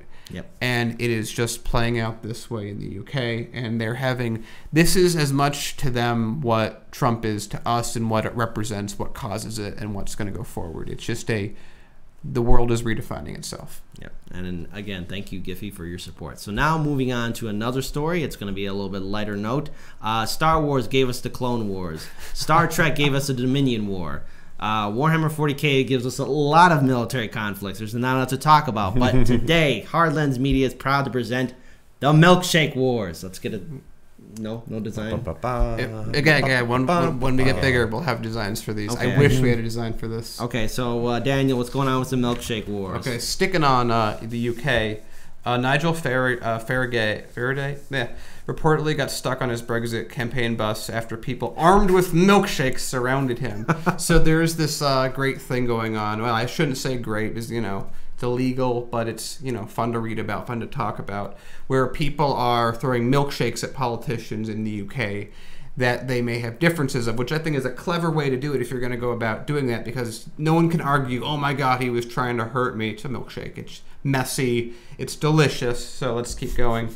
So the politician refused to leave the vehicle just days after he was covered in banana and salted caramel milkshake in Newcastle. So this is an ongoing thing. Sounds delicious. This is a lot of what it seems the left, at least it'll spread to everyone eventually, but the left is doing to the people in the right in the UK. So we'll see how it plays out in the future. But we've already been seeing, even on our own Facebook contacts, a number of people on the right that want to milkshake the left now, which I think is what an interesting world to live in. Okay, someone suggested they were carrying milkshakes, and Mr. Faraday was told not to get off the bus, according to the newspaper, after he was doused earlier by a £5 25 cent. I don't know what they call that. What would that just be? Whatever. Five Guys milkshake. So there you go. Five Guys at it again with the milkshakes, selling things that make stories yet again. And he was very upset with his security, calling it, this is a failure, and how did this happen, or how did that happen, I should say. And he later tweeted, sadly, some Remainers have become radicalized with milkshakes. Those are my words, with the milkshakes, to the extent that normal campaigning is becoming impossible because of milkshakes. So someone that did throw a milkshake at him, there's a video, he's just like, yeah, has been charged with common assault and criminal damage. I'm not sure what that is in the UK. It seems pretty minor, though. His suit needed dry cleaning. And yes, that's the criminal damage. Yeah, that has to be it. So then we go. Then he also had Tommy Robinson, UKIP, which we were mentioning earlier, candidate Carl Benjamin. Is that Sargon of Akkad? Could that be? I don't know. Has also been targeted by milkshakes. So milkshaking, the milkshake wars have begun. These are the opening volleys. Perhaps when we get to a more broad conflict, there will be organized lines of chocolate milkshakes and strawberry milkshakes. But right now, it seems to be salted caramel. And Giphy has commented that I'm a survivor of the milkshake wars. So Giphy, I'm very sorry, but I guess it's Milkshake Wars 2. The MMW. Wait, the MWW. I can just imagine, like, the first time one of these politicians gets, milkshake thrown at them, and he's chastising his security. How could this happen? And they're just thinking, like, we weren't trained to target people who had beverages. At least it wasn't a bullet, dude. I mean, you're still alive. They can't visit America anymore because America, everyone has food on them. Yeah, it's anyone that's holding a vessel for liquid. Also, real quick, Lainey Pearson in the chat, she said, "Yep, Sargon equals Carl." So that's funny. Yeah, so that's. I've been following Sargon of Akkad's entire thing since the Pug video that happened. Yeah, he's been changing over the years. It's weird. Yeah, it's interesting, but I think we live in strange times. Yeah, where it's just a milkshake is just like now seen as a political symbol. It's just, but it's so clever though, because you can't say he was trying. Like if you attack someone with like a pen, then you say that's pointy, he could stab me. That's an issue. But if it's a milkshake, all you can say is I got messy. That was not fun. You damaged my suit. You damaged my suit. Yeah, there's another thing too. What are you gonna do? Remember, I think it was either 2 months ago, this one Australian kid threw an egg at a very right-wing Australian guy. I mean, that's... And they beat him up because, of course, the right doesn't believe in violence except when they believe in violence and free speech. It was. I remember that one guy who was did that question we tried to get at AOC, where he said we should we have the freedom to hate, and But Yeah, that was an interesting exchange. No, hey, guys, this comment's great right here. So Triana, be fine. What's wrong with the security? They can't block a milkshake to save a $5,000 suit. Exactly. I want to see the videos right. of the security diving in front of the milkshake. Like, no. This suit was pressed and dry clean. The milkshake wars may generate more memes than just about any war. No, I want to point out activism on the left in the UK always amazes me. Super clever. It's super good. It's very effective. I wish people would get engaged on that level in the United States. Like we'll get together and there'll be a march and there'll be a chant and there'll be some signs and stuff and it'll be okay. Everyone go get lunch. All right, okay, disband. People were getting kicked out of Wimbledon tennis tournament last Jeremy time Corbyn? for singing the "Oh Jeremy Corbyn" chant or like having Jeremy sign. It's like, boy, Wimbledon took a straight political stance. It's like, you guys are so disruptive because you have a point to make that you're not allowed here. Yeah, at least it like made that, at least we should be more entertaining. We could get a lot because, more reviews if we just start like interesting ways to creatively protest. Yeah, I mean, like, do you have grapes? You have grapes. They're not going to know what it means. They're going to think it means something. That'll be funny. It needs to be a thing. People need to know why you're protesting. But I don't know. Milkshakes. I don't know. Yeah. Who knows? Let's get some milkshakes. Let's get some yellow vests. Bring all the politicians to the yard. Yes. So once again, the people of the United Kingdom are just leading the way and trying to make an impact. And, this shows you that activism is also starting to really evolve into different shapes. And this is something that we'll probably see more of. But speaking of activism, I want to show you guys a video that we did a long time ago where we interviewed a very important activist. His name is Bryon Sigcho Lopez. He's evolved. Who has evolved now to basically become, he's the new 25th Ward alderman, and this is my interview that I did with him in regards to what's happening in Pilsen. And just a short reminder, Pilsen is an area in which 10,000 people have been displaced. There's a lot of gentrification that's happening there. And I love that. I love that. DCK Punk, somebody needs to buy Ben Carson an Oreo milkshake. That would be epic. And then just acts. Ooh, I tripped. I'm sorry. Definitely not related. Definitely not related. That would be interesting. So you guys check out this interview. Again, I'm sometimes taken aback by the people who we've interviewed in the past, activists who we've interviewed in the past, and who are now elected officials. And Bryon is one of the ones who's actually leading change. He's a progressive. He's part of the new Chicago City Council, and he's the new alderman of the 25th Ward. Check him out before he was even elected or even ran as alderman of the 25th Ward.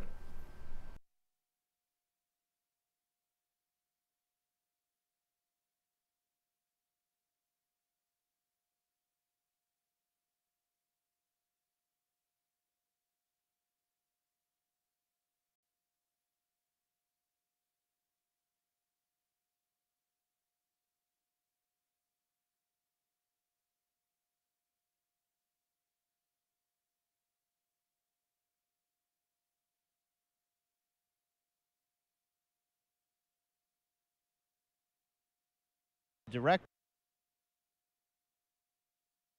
of the Pilsen Alliance. Bryon, thank you for joining Heartlands Media. Absolutely. No, thank you for having us.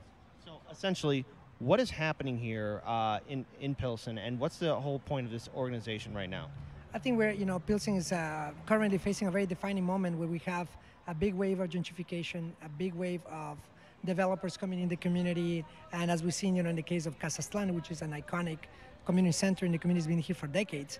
They just come in, tear things down, erase murals that are very historic, very meaningful for the community.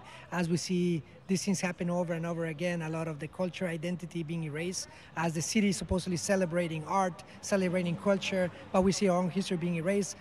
Families being displaced by the thousands. So we're here to say no more. We're here to stand and hold developers accountable. You cannot come and erase our history. You cannot erase our identity. We are here, and we also are part of this community, so we're not just going to go and get kicked out of our own community. Now, it's devastating to know that people are being forced out of their communities and they are left without jobs or homes or anywhere that they have to go to. So what has been the outreach from the local city officials, the aldermen and the commissioners?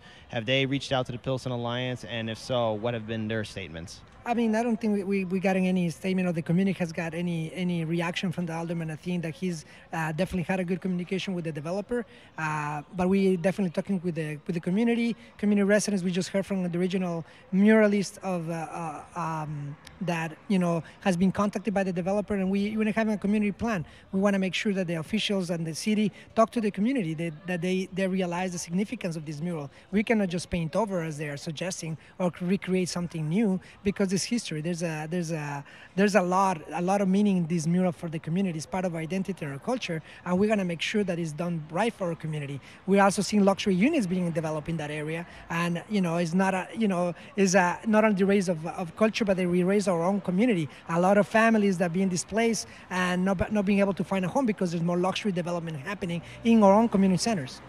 Currently, what is the construction of the new condos that are being built in the community, and how much of the community has been destroyed? I think that they have teared down all the murals that were inside, and they painted over the historic murals on the outside. I think there's no community engagement or community discussion about what the community would like to see. Also, there's even a mandate of 21% affordable that we've been talking about as a community that they have not respected. They're being done zero affordable units in a 10-unit condominium that what they refer as a multi-million-dollar project. How much of Pilsen has been torn down, though? I mean, we see like tons of the murals. We've seen a lot of we can give you but the numbers. The main effect is on people. 10,000 low-income residents have left the neighborhood in the last 10 years. I think that's the most astounding figure. We see more developers coming in. We have seen in our office 147 eviction cases just this year alone. So we have a housing situation, housing crisis, where not only is the housing now, but our own culture at stake. So when our culture and identity is at stake, I think it's time for a community to come together and fight back. It's quite clear that Chicago also has a history of being a hyper-segregated city.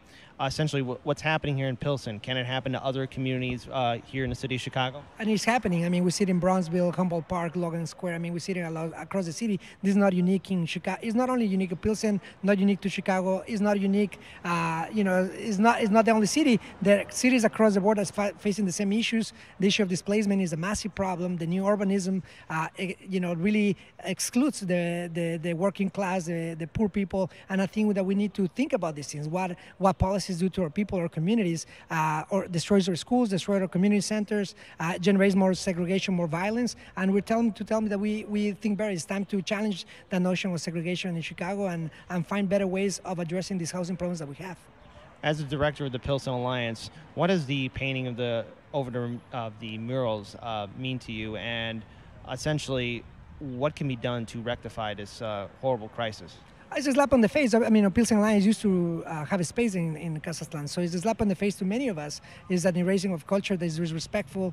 I think that it has gone above and beyond to say that they didn't even know about it, when there's been definitely many, many groups that have been trying to save some of what was left. I think that for us to done it right, not only has to restore the mural, but talk about affordable housing in those units. I think that that's going to be the discussion tonight with other residents. What do people think that is going to take to make this right and to address the issues that we have? Has the Pilsen Alliance made any kind of petition to the city government or the state government in Springfield about protecting the landmarks and the people here in Pilsen? Not yet, but that's what we hope to accomplish tonight. There's a very healthy group of people. I think there's about 100 people in the room right now discussing these strategies, so we hope to have one soon.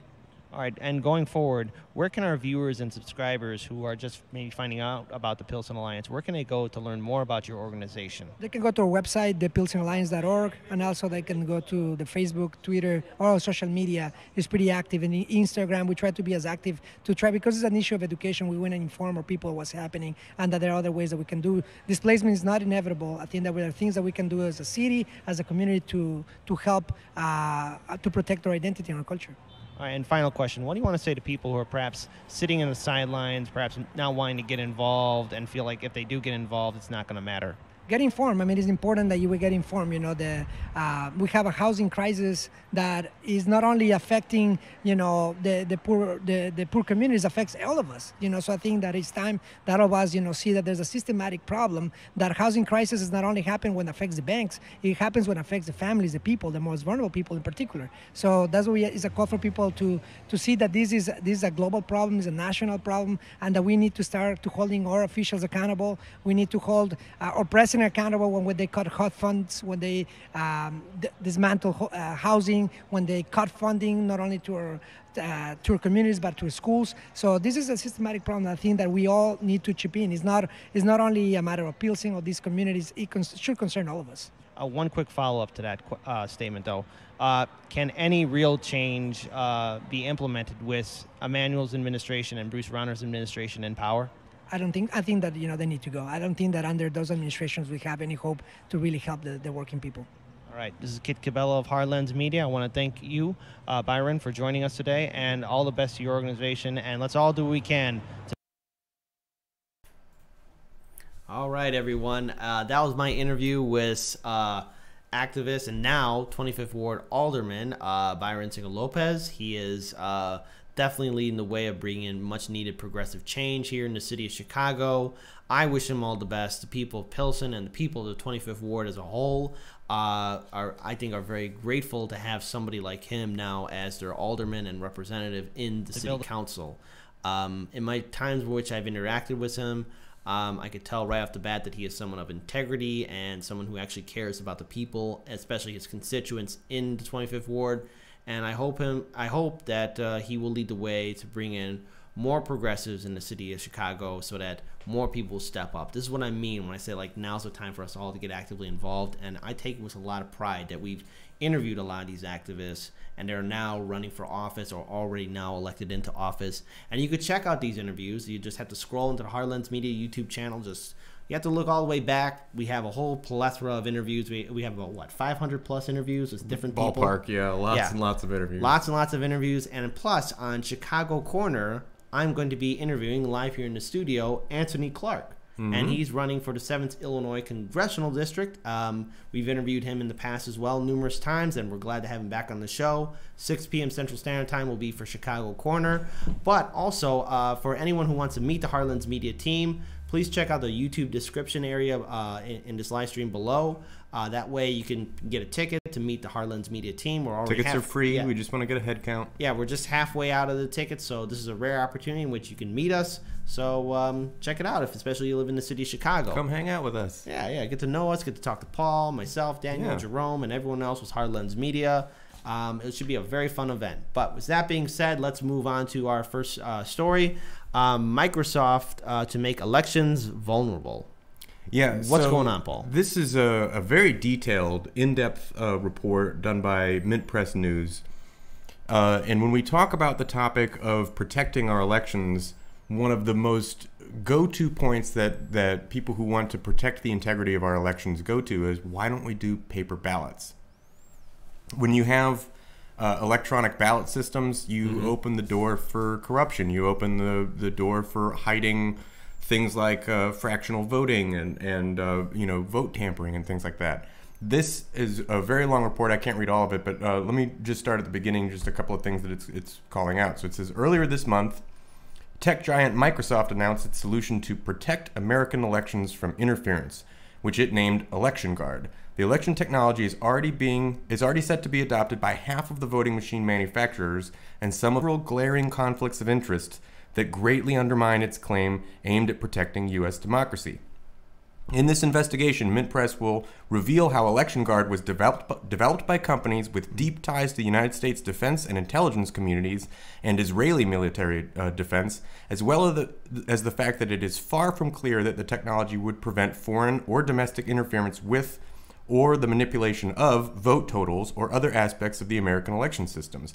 Election forensics analysts and author Jonathan Simon, as well as investigative journalist Yasha Levine, who has written extensively about how the military has long sought to weaponize public technologies, including the internet, were consulted for their views on Election Guard, its connections to the military-industrial complex, and the implication of those connections for American democracy as part of this investigation. In January, Mint Press published an expose that later went viral on news rating company known as NewsGuard, officially aimed at fighting, quote, fake news. The company's many connections to U.S. intelligence, top neoconservative think tanks, and self-admitted government propagandists revealed its real intention was to promote corporate media over independent alternatives. This Election Guard system appears to be the exact same thing. If you look at the statistics from, say, the 2016 primary, in states that used voting machines, Hillary Clinton won generally around 3/5 of the vote to Bernie Sanders' 2/5 of the overall vote. In elections in states where you had paper ballots, that were much closer to 50-50 or Bernie was winning. And this is at least coincidental, or what's the word? It's evidence that it could be potential vote tampering.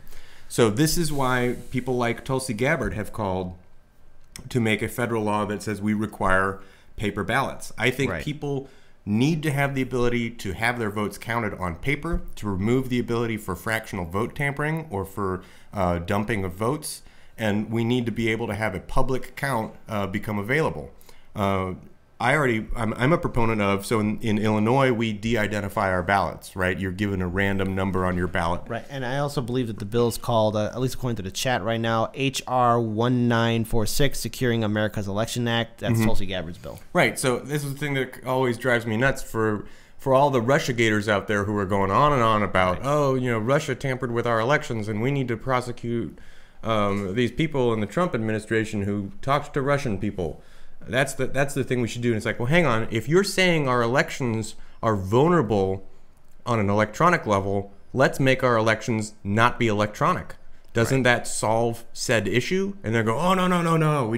We have to impeach Trump. That's the problem. And again, what's the problem with the people who are calling out the problem with the 2016 general election? There was election fraud during the Democratic primary, and there was a lot of instances in which someone would, vote in an electronic ballot machine and their vote wouldn't even count as all, or Bernie Sanders was somehow not on the ballot at all, or either that they would try to vote but it would somehow miraculously check mark for Hillary Clinton, somehow like that. I mean, there's so many numerous stories on that, and the thing is that if we're really dead serious about having secure and safe elections in this country, we're going to have to go to paper ballots, and there's ways to make it affordable, cheap, and safe and renewable, but there's this mindset here in this country, especially with the neoliberal system of both Democratic establishment leaders and Republican establishment leaders, of keeping things electronic, because that way, things can be fixed a little and no one's going to say anything. No one's going to be any the wiser. But it kind of goes back to something we talked about too during the a few weeks ago,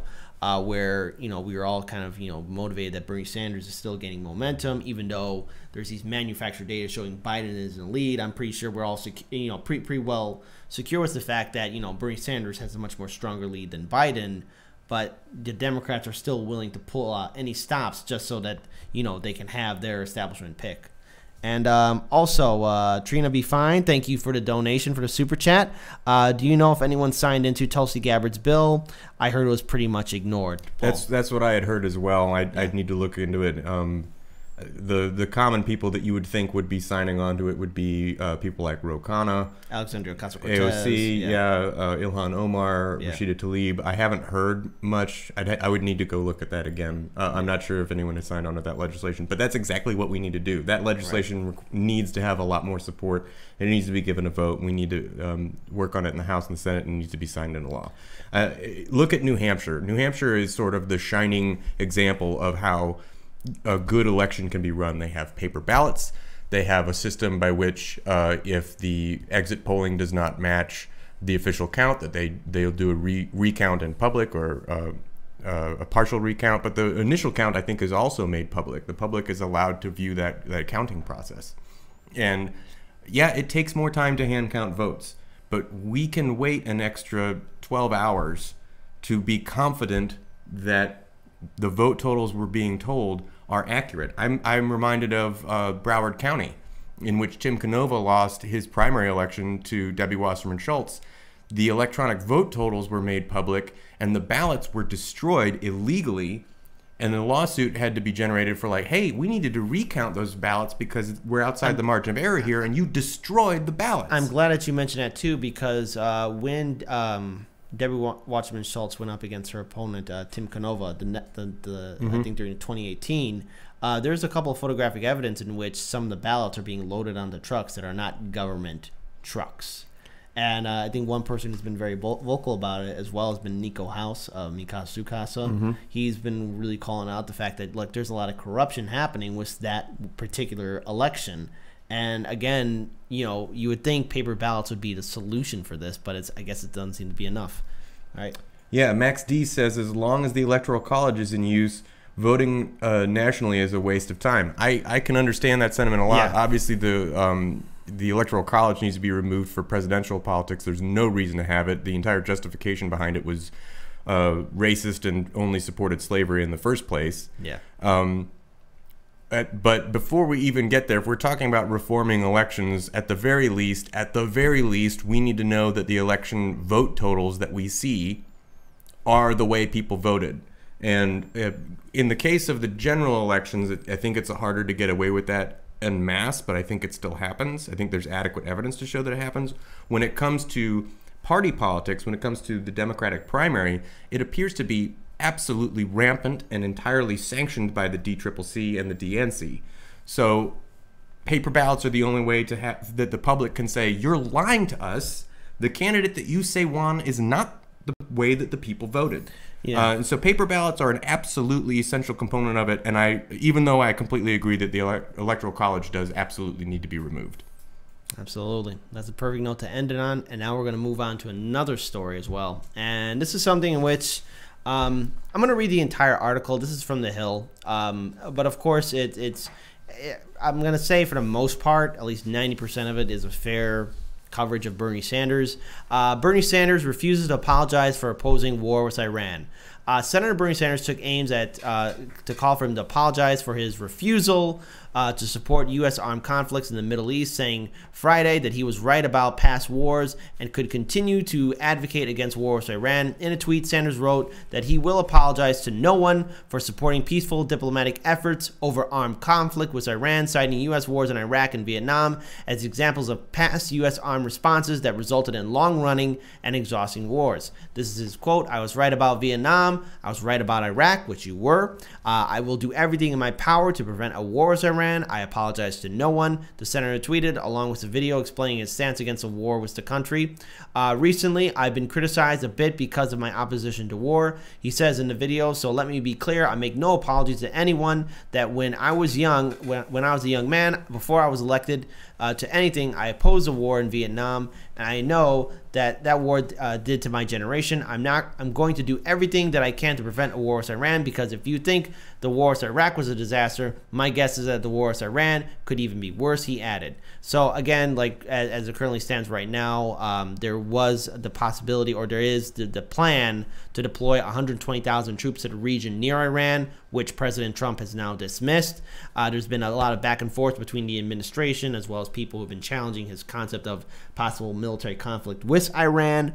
But then, interesting enough, somehow this article, in one sentence, mentions Sanders' run for presidency. Sanders, who is running for president in 2020, currently sits in second place in most polls of early primary states, behind former Vice President Joe Biden, but ahead of a large pack of rival Democrats that has swelled more than 20 contenders in total. Now, I don't know why they put in that statement in there, probably just to still boost up the fact that Biden is apparently still in the lead. But interesting enough, I haven't heard any comments from Biden about his opposition with war with Iran, even though under the Obama administration there was the military conflict with Libya, the military escalation in Syria, our continued military presence in Afghanistan and Iraq, but yet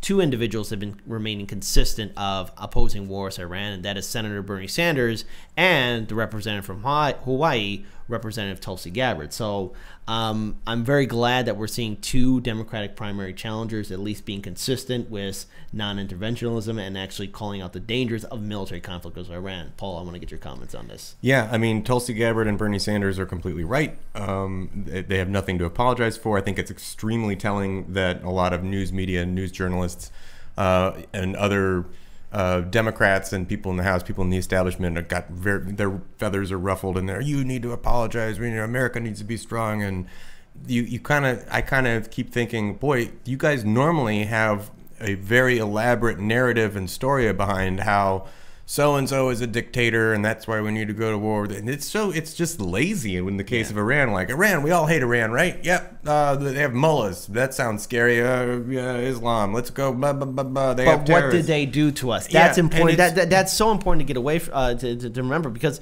with Iran, their propaganda is that the government's propaganda is that the United States is this great Satan. It's going to attack us. It's going to invade us. No matter what we do, even if we're peaceful, they're going to invade us. And if there is military action, do you know what we give the fundamentalists and their conservative government ammunition for? They get to say, see, we told you they were going to invade us. We told you they were the great Satan. We told you they were going to do this. No matter how many times we tried peaceful measures, they were always going to invade us, and we'll be proving those people, the wrong people, correct. I think, and this turns into an election issue. I mean, and this is the angle we're talking about this from, is who in the Democratic primary is actually coming out against escalating tensions with Iran. Yeah. I mean, it's Tulsi Gabbard and Bernie Sanders. Maybe Elizabeth Warren. I haven't heard her be very vocal on that. Here's the thing. There's a lot of people calling around this one tweet where it's odd how she wrote this tweet out. But it's in regards to, like, we have to address climate change because it's going to impact our military and how we interact in future wars. And people were like, well, wait a minute. The military-industrial complex adds to climate change as well. So, right, I mean, I get what she was trying to say, but she worded it terribly to where people can say, like, well, wait a minute. You're speaking out of both ends of your mouth. It makes no sense. And again, that's why she's not in my top 3 picks, Yeah, and I think Bernie is being pushed in this direction largely because of Tulsi Gabbard, and largely because there is starting to be a pretty vocal anti-war sentiment amongst those of us in alternative media, because we don't like wars. And I mean, we were promised that we would get out of Afghanistan. With Obama. We promised we were going to get out of Iraq. We're still in Iraq. We're still in Afghanistan. Yeah, even President Trump said that the war in Iraq was a dangerous idea, and he was against regime change wars. But yet somehow, I guess someone from the establishment, either Bolton or somebody, sat him down and said, look, this is business as usual. We're going to attack Iran. You're going to go along with it. And you could tell that his heart's not into it. He doesn't want to do it. Maybe.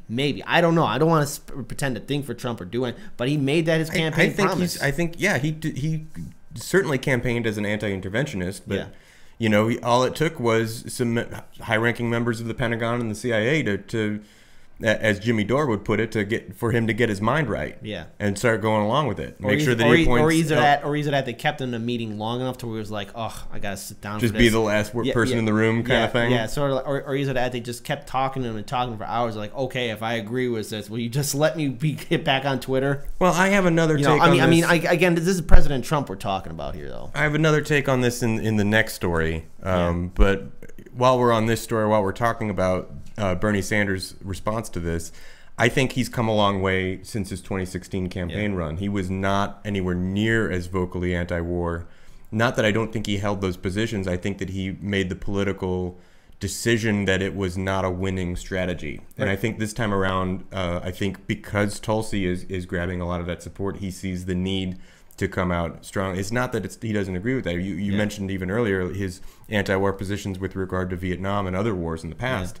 I think this is the type of thing that forces him to become more vocal about how he really feels about really a justifiable dovish position toward our military. I agree with everything you said, including with Representative Tulsi Gabbard, especially how she might be influencing his decisions on really standing or evolving his foreign policy. She's seen the cost of war, and we all know the dangers of invading Iraq and Afghanistan. Iran is going to be a whole other different animal altogether. It's going to cost a lot of armed service men and women. It's going to kill a lot of innocent civilians, and the cost of war with Iran is just not worth it. But again, with this article, though, and I've noticed a few other articles that were talking about this too, Sanders refuses to apologize for opposing war with Iran. What did he do wrong? He should not apologize. Why should he apologize? What did he do wrong? I don't think we should indiscriminately kill a bunch of civilians so that weapons contractors can make a bunch of money and we can further the petrodollar. Yeah, that's a totally justifiable position that no one needs to apologize for. Yeah, and that's why technically, if you ask my opinion, he is the one to lead, and that's why they keep on doing these manufacturing polls showing good old sleepy, creepy Uncle Joe as the leader, even though he's not. And I wonder what Joe Biden's response would be with all of this, but pretty much, the establishment's going to turn a blind eye to a guy like that. Yeah, I mean, he certainly doesn't want to talk about it. It doesn't win him any points, but he's not going to come out against it. Yeah. Right. So it's good that Bernie did. All right. Now moving on to the final story, and again, this is a very concerning. Trump bypasses Congress to sell more weapons to the Saudis. Paul, so what's this going is on? one of those we get to put on our speculation hats a little bit and go, that's interesting that we did it that way. So this is a little bit unprecedented in some ways. What Trump is doing is declaring a national emergency with respect to Iran. Again, being very lazy in it, sort of just not justifying it, not justifying the fact that he wants to go to war here, not justifying why he's calling a national emergency. We're the ones that pulled out of the nuclear deal. Iran certainly wanted to remain part of that. They want to have détente here. They don't want war. But it's a national emergency, and we need it to be a national emergency because I don't want congressional approval for getting an $8 billion weapons contract with Saudi Arabia. Now, this story comes from the BBC. It gives a pretty dry reading of the facts here. It's saying, yeah, this is unprecedented for this $8 billion weapons deal.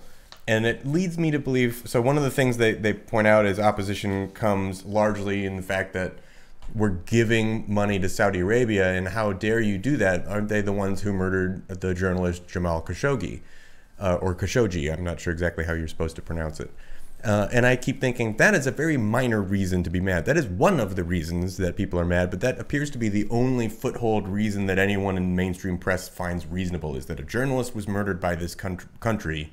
That's something we can get behind as a reason to get mad. Not the fact that the weapons that we're selling them are primarily being used to bomb Yemen in a genocidal mission that the Saudis have that is religiously motivated. That's not reason enough. They murdered a journalist. I get it. Murdering a journalist is not good, particularly by an ally of the United States, and we continue to maintain that relationship. But to me, the bigger outrage is that civilians are being murdered in droves in a country, and we're funding a genocide. That's the reason to not sell these weapons. And I wonder if Trump and the Trump administration is, bolstering the idea of war with Iran primarily to do more weapons deals like this, right? To say, okay, well, we have to declare a national emergency because we talked about going into, Iran, and hopefully that kicked up enough dirt that we can justify calling it a national emergency, and therefore we can make sure that Raytheon and Halliburton and whatever other weapons manufacturers make an extra nickel. This is our government spending time doing favors for weapons manufacturers so that they can make money being merchants of death and propagating a genocide across the globe. That's what this is. So here's what I can take away from this, is that this is why, again, we have to get money out of politics. We're seeing firsthand the military-industrial complex giving away weapons to Saudi Arabia, a country that has been known to fund terrorists, which apparently, according to the war on terror, we're supposed to be fighting, but yet our closest ally is funding said terrorists. Where almost every terrorist that was involved in the 9/11 attacks came from that country. Came from that country, but yet, again, because of the almighty dollar and because of money in politics, the military-industrial complex can just basically convince our elected officials in the House and the Senate and even the Office of Presidency to be, okay, hey, look, we got a great deal with Saudi Arabia. We're going to give them X amount of money. So we're going to make a lot of money. It's going to be a good deal. And, Mr. President, you can even bypass the Congress if you can, because you have executive powers. And this is why, we have to take away this concept of this legalized corruption that we have in this country. And just check out who is really profiting from this. Who is going to benefit the most from this weapons deal? Will it be the average American taxpayer, or will it be the top 1% who are funding more wars that are happening overseas, more genocides that are happening overseas? And yet, at the end of the day, this is our American government and our president that's doing this.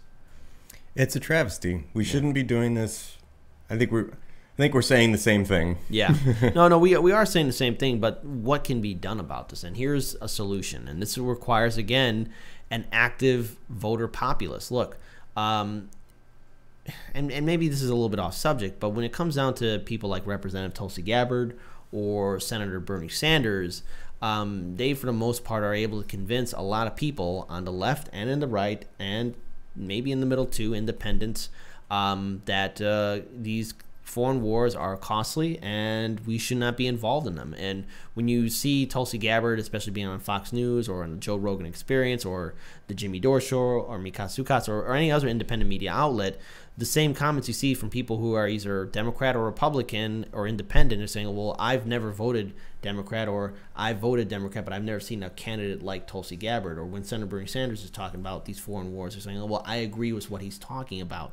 And this is where we have to make our voices heard, not only to people like Representative Tulsi Gabbard or Senator Bernie Sanders, but to all the elected officials in the House and in the Senate and our state legislatures as well, that we're tired of our servicemen and women serving overseas in questionable wars and us on our government giving military arms to known dictators who are then funding other proxy wars under our blind eye.